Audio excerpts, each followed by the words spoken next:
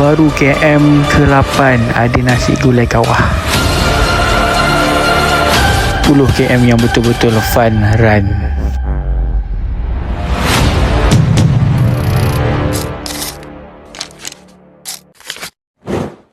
Dari Johor ke Ipoh sampai kat Kuala, hujan lebat. Johor fly off pukul 7 dah tak hujan.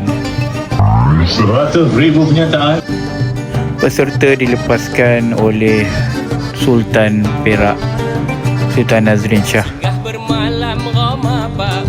Daulat tuanku. Makan nasi sayur keladi, singgah bermalam Roma Paude. Makan nasi. Ni peserta 7 dan 10 km. Memang ramai. Lepas 1 km ada geng Jambatan Sultan Abdul Jalil Shah. Perang-perang pisang, pisang masak layu jatuh dalam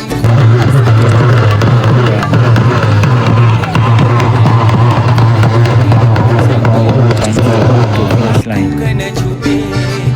Dari Lombok pergi ke border, singgah bermalam rumah Wan Lebor.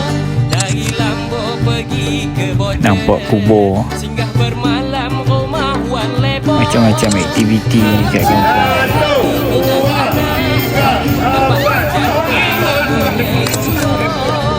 Hajat hati minang anak dan dapatlah janda rambut. Lepas KM ke-5 dia wajib ayunnya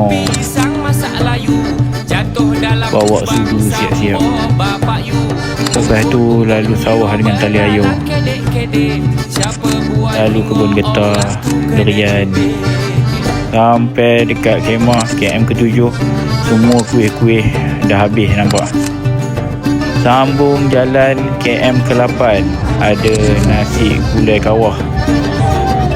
Beratur lagi asyik kan dapat. Kita makan dulu cong. Meriah benar kampung ni. Dahsyat. Siap ada kukiran ni.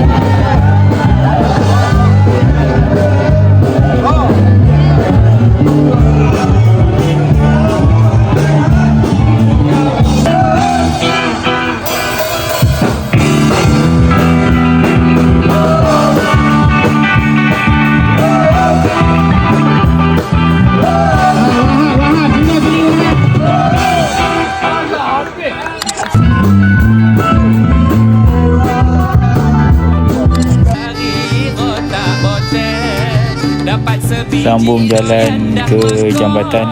Disangkakan ayo dalam belaga jatuh terjombab di atas pasyok. Disangkakan ayo dalam belaga jatuh terjombab di atas pasyok. Tinggal lagi 1 km lebih. Pisang masak layu jatuh dalam kubang sambo bapak yu. Umbut-umbut yu belalang kedek-kedek. Siapa buat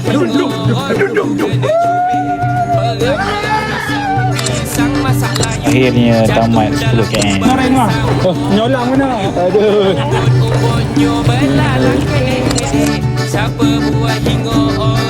Kalau dapat register, tahun depan kita datang lagi.